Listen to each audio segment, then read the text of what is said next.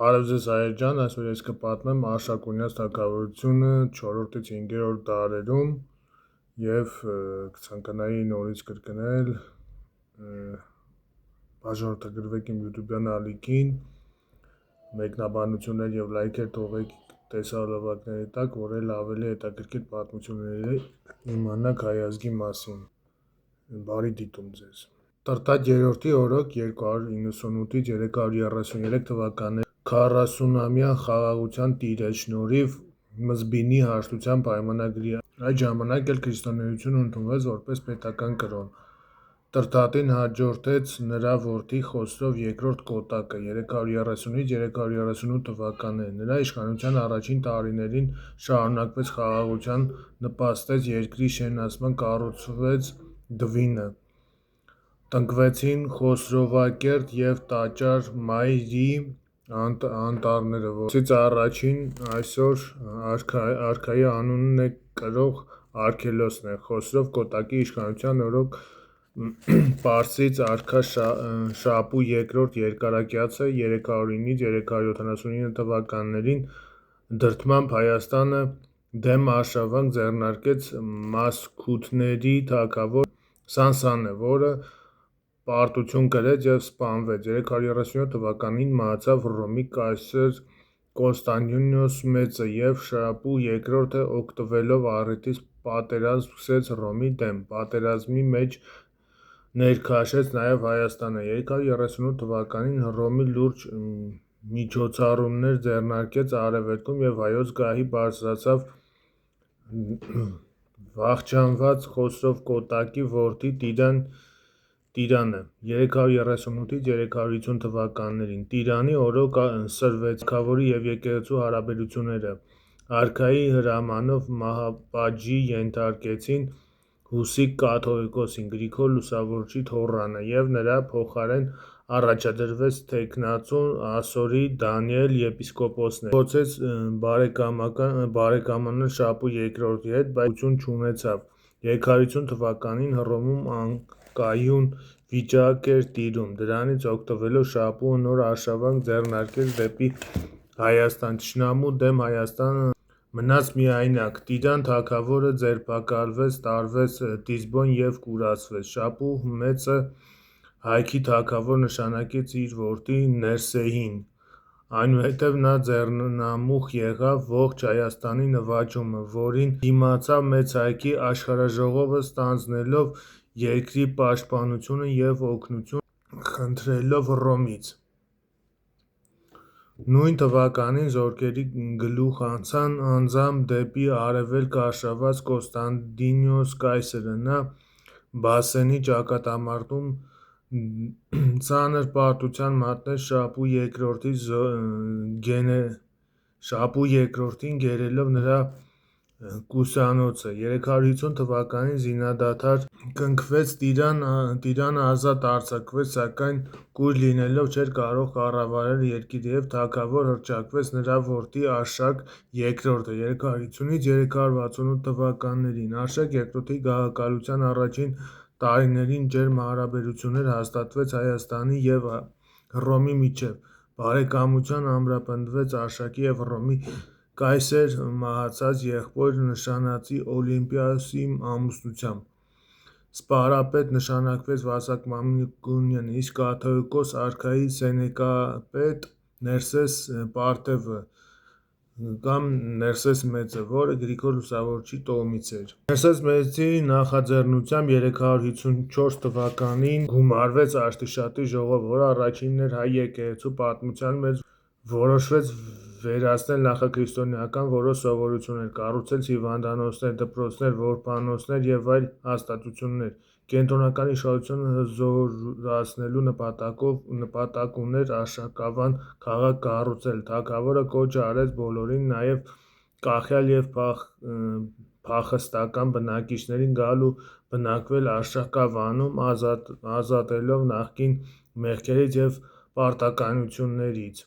Դա մեծ դժգոհություն առաջացրեց հայ նախարարների շրջանում, որոնք որոշ ժամանակ անց հարձակվեցին և ավերեցին Արշակավանը։ Արշակի հեղինակությունը ավելի սասանվեց երկրում, երբ նա կարգադրեց սպանել իր երկու եղբորորդիներին՝ Գնելին և Տիրինթին, ապա ամուսնացավ Գնելի այրի Խառանձեմի հետ։ 359 թվականին Շապուհի II նոր պատերազմ սկսեց Հռոմի և Հայաստանի դեմ։ Պատերազմը շարունակվում էր 363 թվականին, երբ զոհվեց Հուլիոս կայսրը և նոր կայսր Հովիանոսը պարսիկների հետ կնքեց ամոթալի դաշնիկ, որով պարսիկներին զիջեց գրաված տարածքները և հրաժարվեց դաշնակից Հայաստանը օգնություն ցույց տալու։ 364 թվականին Շապուհի II իր հողում ունենալով Աշակ II-ից դժգոհ նախարարներին Մերուժան արծունվին Վահան Մամիկոնյանը ներխուժեց Հայաստան։ Պարսկահայկական այս պատերազմը տևեց 4 տարի։ Արդյունքում Աշակ II սպարապետ Վասակ Մամիկոնյանի հետ միասին ստիպված գնացին Տիզբոն բանակցելու։ Շապոք II-ի հետ վերջինս Աշակ II-ի խաբեությամբ բանտարկեցին Անուշ բերդում, որտեղ էլ հայոց արքան ինքնասպան եղավ։ Շապուհի II նոր արշավանք ձեռնարկեց, երկրի ղեկավարությունը ստանձնեց Փարանձեմ թագուհին, որը 11,000-անոց զորքով ամրացրեց Արտագես ամրոցում և դիմադրեց 3 ամիս։ Թագուհին դիմեց Հռոմի կայսրության ռազմական օգնության և արքայազն պապի թագավոր ճանաչելու խնդրանքով։ Շապուհի 369 թվականին նոր արշավանք կատարեց Հայաստան, գրավեց Արտագես ամրոցը, մահապատժի ենթարկեց Փարանձեմ թագուհին, ապա մեծ թվով մարդկանց տեղահանեց և գերեվարեց Հայաստանի քաղաքներից։ 369 թվականին առանց զորքի Հայաստան ուղարկվեց պապը, որը Մուշեղ Մամիկոնյանի՝ սպարապետ Վասակ Մամիկոնյանի որդու, հետ սկսեց զորահավաք կատարել։ 370-ին Հռոմի Վաղես կայսրը ինքը եկավ Արևելք պապին օգնության։ Նրան հռչակելով թագավոր և ռազմական գործունեություն սկսվեց։ 371 թվականին տեղի ունեցավ Վճռորոշ ձիრავի ճակատամարտ։ Հռոմեական զորքերը պարտության մատնեցին պարսիկներին, կնքվեց զինադադար, որով պապը ճանաչվեց հայոց թագավոր։ Պապ թագավորի 370-374 թվականի առաջին գործը եղավ մեծ հայքից անջատված տարածքների վերամիավորումը, որից հետո նա մեծ բարեփոխումներ սկսեց։ Վերացրեց ժողովրդից գանձվող 10-րդ հարկը, կրտեց եկեղեցական տիրույթները և անձնակազմը (5/7), պետությունը և հատկապես բանակի կարիքների հոգալու նպատակով։ Շնորհիվ դրա կարճ ժամանակում հայոց զորականների թիվը հասավ 90,000-ի։ Նա հրամայեց նաև փակել կուսանոցների մեծ մասը։ Այս բարեփոխումների պատճառով սրվեցին եկեղեցու և պետության հարաբերությունները։ Հոգևորականները երիտասարդ արքային սկսեցին ներկայացնել դիվային կերպարով և անգամ նրան վերագրեցին Ներսես Մեծի մահը, հայտարարելով, թե նրան թունավորել են։ Պապը կատարեց եկեղեցու հետ կապված շատ կարևոր մի բարեփոխում։ Ինչպես արդեն նշվել է, Ներսես Մեծի մահից հետո նոր կաթողիկոս ընտրությունը և օծումը կատարվեց Հայաստանում, մինչ այդ օծվում էին Կեսարիայում, որով հայոց եկեղեցին անկախացավ։ Պապը արտաքին քաղաքականության մեջ փորձ արեց անկախություն գաղտնի բանակցություններ սկսելով Շապուհի II-ի հետ, ինչն էլ դարձավ նրա վախճանի պատճառը։ Հռոմի կայսր հանձնարարությամբ 2 մահափորձ կատարվեց պապի դեմ, առաջինը Տարսոնում անհաջողությամբ, երկրորդը Հայաստանում գտնվող հռոմեական զորակայանում, որն էլ ավարտվեց երիտասարդ ու տաղանդավոր արքայի կյանքը։ 374 թվականին հայոց թագավոր դարձավ Վարազդատ Արշակունին, որը պապի սպանությանը մասնակցելու մեղադրանքով մահապատժի ենթարկեց Մուշեղ Մամիկոնյանին։ 378 թվականին Մամիկոնյան տոհմի նահապետ Մանվել Մամիկոնյանը համախոհների հետ Վարազդատին վտարեց երկրից և թագավոր հռչակեց պապի մանկահասակ որդիներին Արշակին և Վաղարշակին,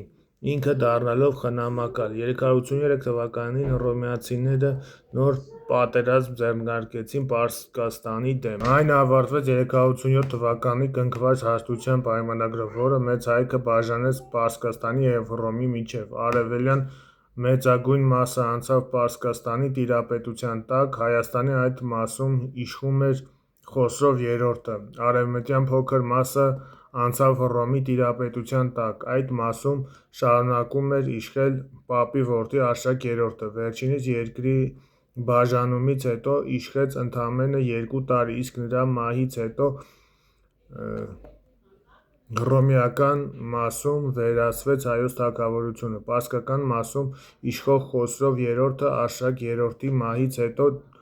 փորձեց վերամիավորել Մեծ Հայքը, սակայն դրա պատճառով Պարսից արքունիքը նրան գահընկեց արեց, փոխարեն նշանակելով նրա եղբայր Վռամշապուհին։ 389 թվականից 415 թվական Վռամշապուհի իշխանության տարիներին անցան խաղաղ։ Այդ ժամանակն էլ Մեսրոպ Մաշտոցը ստեղծեց հայոց Այբուբենը Սահակ Պարթևի հետ հիմք դնելով հայկական նոր քրիստոնեության դպրությանը։ Վռամշապուհից հետո կրկին իշխեց Խոսրով III-ը, սակայն մահացավ մի քանի ամիս հետո։ Հայոց թագավոր նշանակվեց պարսից արքա Հասկերտ I-ի որդի Շապուհը 416-ից 420 թվականներ, իսկ նրանից հետո որոշ ժամանակ անիշխանություն տիրեց։ 422 թվականին հայոց արքա ճանաչվեց Վռամշապուհի որդի Արտաշեսը կամ Արտաշես III 420-ից 428 թվականներ։ Նրա թագավորությունը շարունակվեց մինչև 428 թվականը, երբ հայ նախարարների մի մասը դժգոհության իբրև առիթ օգտագործելով պարսից արքաները գահընկեց արեցին Արտաշես III-ին, ինչով էլ անկում ապրեց Արշակունյաց